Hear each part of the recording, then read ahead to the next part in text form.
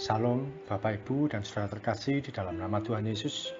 Pada kesempatan hari ini kita masuk dalam program sharing malam, yaitu program yang berisi sharing dari anak-anak Tuhan yang hidupnya diubahkan dan dipulihkan oleh kebaikan Tuhan Yesus. Sebagai dasar kebenaran firman Tuhan, saya akan bacakan dari Roma 8 ayat 28. Firman Tuhan mengatakan, kita tahu sekarang bahwa Allah turut bekerja dalam segala sesuatu untuk mendatangkan kebaikan bagi mereka yang mengasihi Dia, yaitu bagi mereka yang terpanggil sesuai dengan rencana Allah. Puji Tuhan, saya sampaikan kebaikan Tuhan yang saya alami pada tahun ini, yaitu tahun 2021, yang tinggal beberapa hari lagi ini. Ada satu peristiwa yang tidak pernah saya lupakan. Desember tahun lalu, tepatnya tanggal 17 Desember 2020, saya harus masuk ke rumah sakit karena saya mengalami mual-mual tidak berhenti. Awalnya tanggal 15 malam, badan saya lemas, drop, sempat dibawa ke klinik oleh tetangga saya yang kebetulan dia adalah ketua RT. Tapi tidak ditemukan penyakit yang membahayakan. Saya hanya diberikan obat penurun panas dan dianjurkan untuk periksa di lab di klinik tersebut keesokan paginya. Pagi hari saya diantar oleh istri menuju ke lab di klinik yang saya datangi semalam. Hasil lab juga tidak menunjukkan hal yang mengkhawatirkan. Saya hanya diberi obat pereda nyeri. Kenyataannya saya drop, tidak kuat aktivitas, tidak kuat duduk ataupun berdiri terlalu lama. Sepulang dari lab itulah, dalam tanda kutip, bencana mulai terjadi. Ketika sampai di rumah, saya berbaring sambil muntah-muntah dalam jarak waktu 1-2 menit. Usai muntah, berhenti sebentar, lalu berbaring, tiba-tiba muntah lagi. Sampai saya siapkan ember di dekat tempat tidur. Malamnya saya coba makan yang hangat. Saya minta dibelikan tahu campur, karena biasanya tahu campur disajikan dalam bentuk hangat. Hal itu ternyata membuat kondisi saya makin parah. Ketika makan beberapa sendok, saya tidak tahan lalu keluar lagi. Sepanjang malam sampai pagi saya mual tidak berhenti. Tidur, kemudian berbalik sebentar, terasa mual dan muntah. Demikian berulang setiap 1-2 menit. Hingga akhirnya pagi-pagi pukul 4.30, saya dibawa ke rumah sakit oleh istri saya. Kami berdua naik sepeda motor.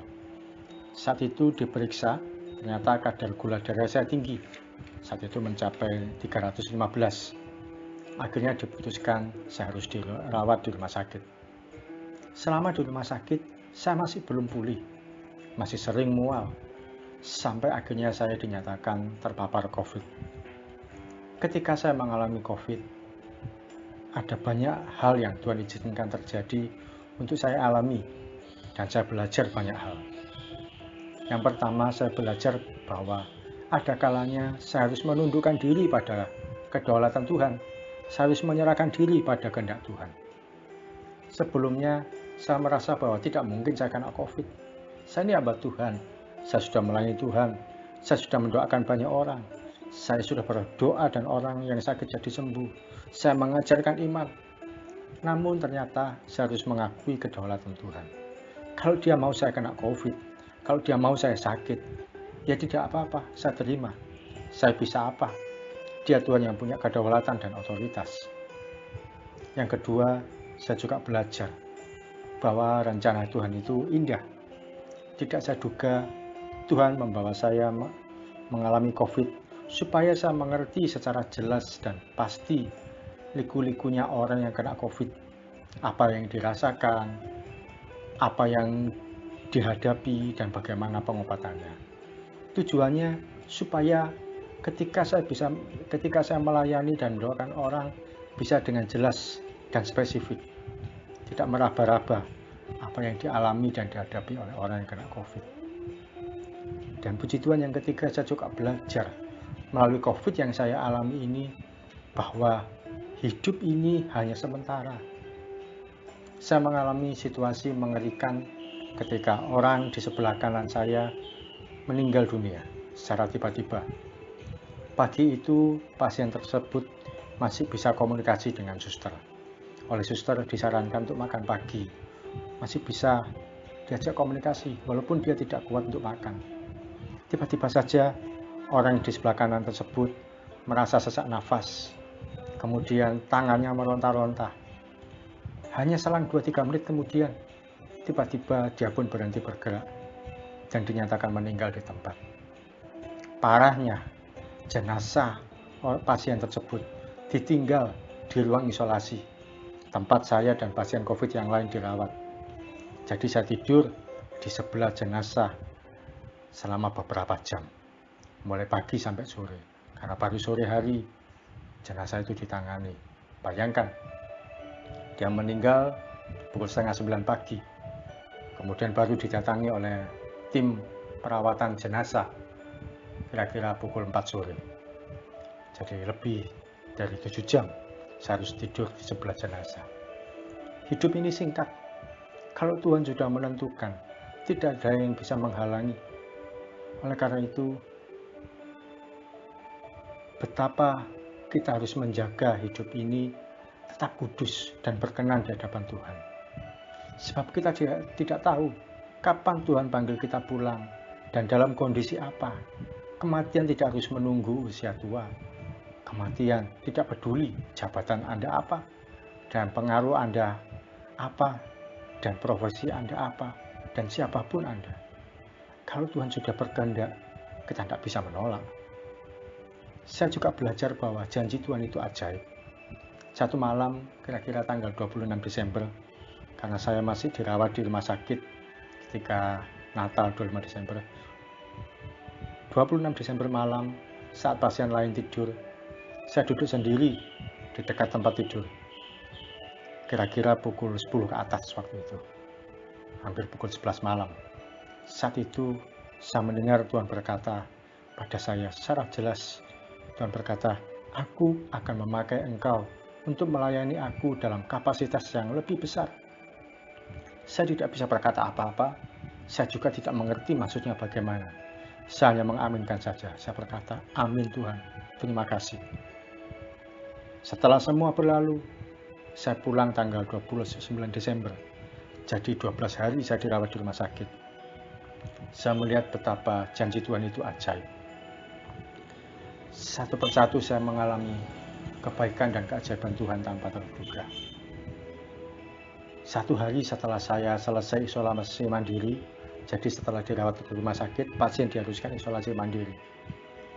Tuhan memberkati kami dengan diberikannya modal dari sebuah bank untuk usaha yang kami jalani tanpa kami meminta, tanpa kami mengajukan aplikasi atau apapun. Tiba-tiba kami diberikan modal untuk pengembangan usaha yang kami jalankan. Beberapa bulan kemudian, secara tidak terduga, saya 2 kali diundang untuk mengisi doa syafaat di acara-acara yang pesertanya bukan 100% orang Kristen, yang mengadakan bukan gereja atau persekutuan doa, tapi yang mengadakan adalah komunitas lintas agama yang disiarkan secara live streaming dan disaksikan atau diikuti oleh orang-orang Indonesia yang tinggal di beberapa negara. Artinya orang-orang Indonesia yang tinggal di luar negeri, mereka satu ikut acara tersebut secara live streaming.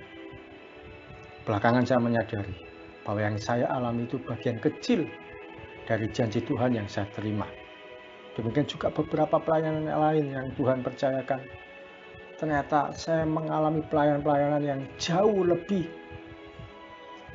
luas kapasitasnya dari yang sebelumnya, dari tahun-tahun sebelumnya. Dan tahun ini saya mengalami satu persatu pengenapan janji Tuhan. Saya bersyukur bahwa tahun ini yang akan kita tinggalkan, berbagai kebajikan dan keajaiban dari Tuhan boleh saya alami.